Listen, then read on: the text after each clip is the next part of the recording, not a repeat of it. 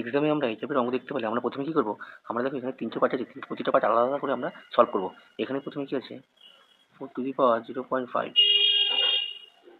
সমান সমান কী হবে 4 সমান সমান 2। তারপরে কী করবো, আমরা এই পার্টটা করবো। এই পার্টটাতে কী বলেছে,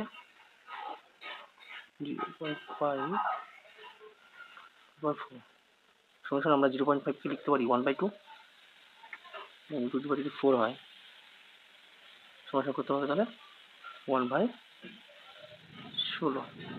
2 4 2 8 2 16।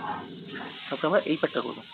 এই পার্টে কী বলেছে, 2 পাওয়ার 4 সমান সমান হচ্ছে 2 গুণ 2 গুণ 2 গুণ 2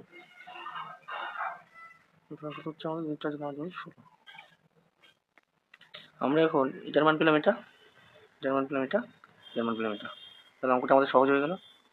2 গুণ 1/16 গুণ 16 16 কেটে সমান 2। আমাদের তো C2।